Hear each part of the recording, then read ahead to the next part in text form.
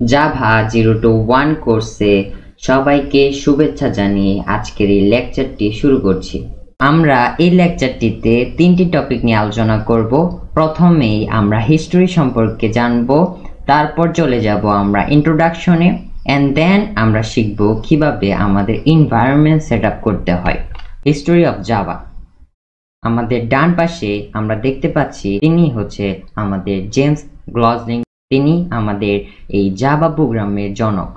1990-এর দশকে সান মাইক্রোসিস্টেমে এই Java program তৈরি করা হয়, এখন বর্তমান ওরাকল। 1995 সালে জাভা এর প্রথম পাবলিক রিলিজ করা হয়, তখন থেকে জাভা অনেকটা পপুলার হয়ে গেছে। জাভার এত পপুলারিটি হওয়ার কারণ, জাভা হচ্ছে একটা সিম্পল প্রোগ্রামিং ল্যাঙ্গুয়েজ যেটা খুব সহজে শেখা যায় এবং জাভার কমিউনিটিটা প্রচুর বড়। এন্ড দেন এটা হচ্ছে অবজেক্ট ওরিয়েন্টেড প্রোগ্রামিং ল্যাঙ্গুয়েজ, তার কারণ এটা হচ্ছে রিয়েল লাইফ অবজেক্টের সাথে মিল রেখে প্রোগ্রাম করা হয়। তারপর জাভা হচ্ছে secure, high performance, multi threaded বলতে বোঝায় হচ্ছে জাভা আমি যদি কোড করি তখন 10 নাম্বার লাইনে থাকা অবস্থায় আমি 20 নাম্বার লাইনে গিয়ে কোড করতে পারি, যেমনটা অন্যান্য প্রোগ্রামিং ল্যাঙ্গুয়েজে দেখা যায় না। তার কারণ অন্যান্য প্রোগ্রামিং ল্যাঙ্গুয়েজে দেখা যায় কোড করলে সেটা হচ্ছে লাইন বাই লাইন এক্সিকিউট করে, বাট জাভাতে সেরকম না। আমি মাল্টি থ্রেডেড অর্থাৎ মাল্টিপল লাইনে আমি কোড করতে পারি। ওকে, তো এটা হচ্ছে প্ল্যাটফর্ম ইন্ডিপেন্ডেন্ট। তারপর হচ্ছে রোবাস্ট, এটা হচ্ছে অনেকটা এরর ফ্রেন্ডলি। তারপর লার্জ স্ট্যান্ডার্ড লাইব্রেরি, এগুলার জন্য হচ্ছে জাভা এতটা পপুলার। সো এখন আমাদের জানতে হবে কেন আমরা এই জাভা প্রোগ্রামিং শিখব, এটার সেক্টর কীরকম বা ইন ফিউচারে কীরকম হতে যাচ্ছে। তো অ্যাপ্লিকেশন অফ জাভা, আমরা এই জাভা শিখলে আমরা মোবাইল অ্যাপস ডেভেলপমেন্ট করতে পারবো, তারপর desktop GUI application, web based application, gaming application, big data technologies, distributed application, cloud based application, IoT application. এখানের মধ্যে সবচেয়ে ভালো একটা সেক্টর হচ্ছে মোবাইল অ্যাপ ডেভেলপমেন্ট। জাভা শিখলে আপনি অনেক সেক্টরে কাজ করতে পারবেন। জাভার বাংলাদেশে জাভার মান্থলি একটা স্যালারি যদি আপনি দেখেন তবে 80 থেকে 1 লাখ টাকার উপরে। তো আপনি জাভা প্রোগ্রামিং শিখলে এটার মার্কেট প্রচুর বড়। জাভা প্রোগ্রামিং শিখলে আপনি একটা ভালো স্কিল অর্জন করতে পারলে আপনি বিভিন্ন মার্কেট প্লেসেও জব পেতে পারেন। এখন হচ্ছে আমরা আমাদের এনভায়রনমেন্ট সেট আপ করবো। এনভায়রনমেন্ট সেটআপের জন্য আমাদের প্রথমেই যে জিনিসটা জানতে হবে তার মধ্যে অন্যতম হচ্ছে জেডিকে হচ্ছে জাভা ডেভেলপমেন্ট কিট, যেটি হচ্ছে জেডিকে দিয়ে জাভা প্রোগ্রামিং বানানো হয় কিন্তু রান করা যায় না। রান করার জন্য আমাদের দুইটা জিনিস দরকার হয়, একটা হচ্ছে জেআরই, আরেকটা হচ্ছে জেভিএম। জেআরই হচ্ছে জাভা রান টাইম এনভায়রনমেন্ট আর জেভিএম হচ্ছে জাভা ভার্চুয়াল মেশিন। এখন জিআরই দিয়ে জাভা প্রোগ্রামিং রান করা যায় কিন্তু বানানো যায় না, অর্থাৎ জেআরইতে আমরা কোড লিখতে পারবো না, বাট আমরা জেআরইর সাহায্যে প্রোগ্রামটা চালাতে পারবো। আমরা কেন জেআরইতে কোড লিখতে পারি না তার কারণ হচ্ছে জেআরই কম্পাইলার অথবা ডিবাগার এসব থাকে না, যার জন্য হচ্ছে আমরা জেআরইতে আমরা কোড লিখতে পারি না। ওকে, জেডিকে জেআরই আমাদের ক্লিয়ার হলো। এবার হচ্ছে জেভিএম হচ্ছে Java virtual machine. Java virtual machine কি করে, আমাদের যে জেডিকে অর্থাৎ আমরা যে কোডটা লিখবো সেই কোডটা বাইট কোড থেকে মেশিন কোডে রূপান্তর করে। এখন হচ্ছে আমরা আমাদের জেডিকে এবং আইডিই ইনস্টল দেব। আইডিই হচ্ছে ইন্টিগ্রেটেড ডেভেলপমেন্ট এনভায়রনমেন্ট। এখন আমাদের এই দুইটা জিনিস ডাউনলোড করতে হলে প্রথমেই আমাদের একটা ব্রাউজার দরকার। আমি গুগল ইউজ করে এই দুইটা জিনিস কিভাবে ডাউনলোড করতে হয় সেটা আপনাদের শিখাবো। তো চলেন আমাদের গুগল ক্রোমে। সো আমি হচ্ছে আমার গুগল ক্রোমটা ওপেন করে নিচ্ছি। সো এখন আমাদের গুগল ক্রোমে আমি আমার জিমেলটা ওপেন করলাম। সো এখন আমি এখানে লিখব হচ্ছে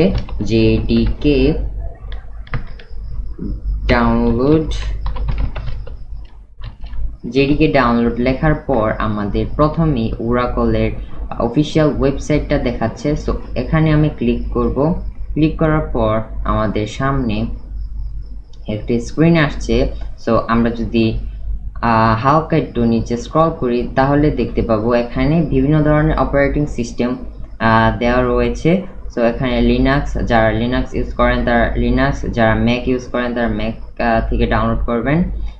যেহেতু আমি উইন্ডোজ ইউজ করছি, সো আমি এখানে উইন্ডোজে ক্লিক করলাম। সো ক্লিক করার পর এই যে 64 বিট ইনস্টলার, সো এই যে .exe এই ফাইলটা আমি ইনস্টল করব। যারা উইন্ডোজ অপারেটিং সিস্টেম তারা এটা ইনস্টল করবেন। সো এখানে যখন আমি ক্লিক করব তখনই আমাদের ইনস্টলিং শুরু হয়ে যাবে। সো ইনস্টল শেষ হবার পর আপনাদের যেভাবে হচ্ছে আপনারা সফটওয়্যার ইনস্টল করেন ঠিক একইভাবে হচ্ছে এটা ইনস্টল করবেন।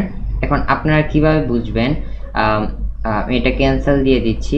এখন আপনারা কিভাবে বুঝবেন যে আপনাদের জেডিকে কি ইনস্টল হয়েছে কি হয় নাই? সো এখন আমাদের কমান্ড প্রম্পট যেটা আছে আমাদের উইন্ডোজে, সো এটাতে আমি যখন চলে যাব তখন এখানে এসে লিখতে হবে হচ্ছে জাভা স্পেস -version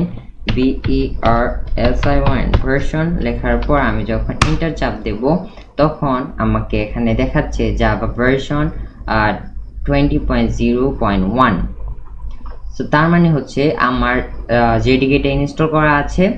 সো আমি আর দেখালাম না অন্যান্য যে অ্যাপস আপনারা ইনস্টল করেন ঠিক একইভাবে হচ্ছে এটা ইনস্টল করবেন। সো আমি এখন হচ্ছে আমাদের যে আইডি ওইটা ইনস্টল করে দেখাবো আপনাদের। ওকে, আমি হচ্ছে ইনস্টল করব আইডি ইন্টেলাইজ। সো এখানে হচ্ছে আরো অনেক ধরনের আইডি আছে, সো ওইগুলো আপনারা ইনস্টল করে দেখতে পারেন। এটা গুগলে সার্চ দিলেই হবে, আপনারা পেয়ে যাবেন। সো আমি ওইগুলা দেখাচ্ছি না। সো আমি এখন আমাদের এই আইডিটা ইনস্টল করব। আমি এখানে আমার নিউ ট্যাব নিব। এখানে আমি লিখব Untitled ডাউনলোড। লেখার পর আমাদের প্রথমেই যে ব্রাউজারটা দেখাচ্ছে এখানে আমরা ক্লিক করব। ক্লিক করার পর আমাদের একটা স্ক্রিনে অথবা একটা ওয়েবসাইটে নিয়ে আসবে। এখানে আমরা করব হচ্ছে ডাউনলোড বাটনে আমরা ক্লিক করে দেব। ক্লিক করে দেওয়ার পর আমরা একটু ওয়েট করি। এখন আমাদের এখানে দুইটা জিনিস দেখাচ্ছে। এখানে হচ্ছে আলটিমেট আর এটা হচ্ছে কমিউনিটি এডিশন। তো এটা হচ্ছে পেইড ভার্সন, এটা আপনাদের নিতে হলে পেইড মানে 30 ডেজের ট্রায়াল, দেন হচ্ছে আপনাদের কিনতে হবে। বাট কমিউনিটি এডিশন যেটা আছে ওইটা হচ্ছে ফ্রি একদম। সো এখন আমি এটাই ইনস্টল করব। সো ডাউনলোড বাটনে ক্লিক করলাম।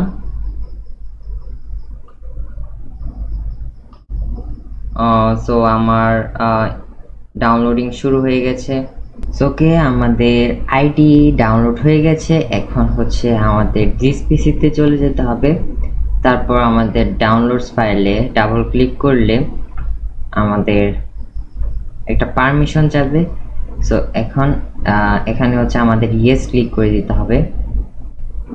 এখন আমাদের কমিউনিটি এডিশন সেট আপ করতে হবে, তার জন্য আমাদের নেক্সটে ক্লিক করতে হবে। এখন আপনি এখানে পাথটা সিলেক্ট করে দিবেন যে আপনি কোন ড্রাইভে আপনার এই সফটওয়্যারটি ইনস্টল করতে যাচ্ছেন। সো আমার ডিফল্ট যে সি ড্রাইভটা আছে ওইটাতে ইনস্টল করব। সো আমি এখানে নেক্সটে ক্লিক করলাম।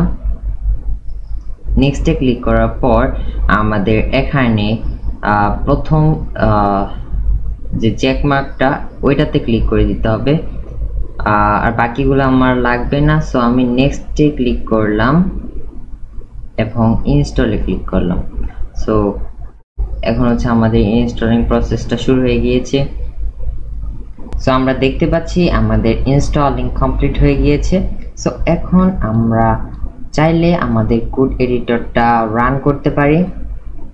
সো আমি রান করে দেখাই।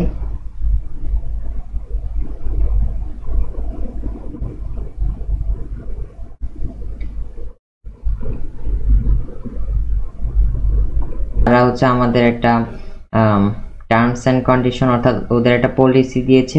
তো এখানে আমরা চেক মার্ক দিয়ে কন্টিনিউতে ক্লিক করব এন্ড দেন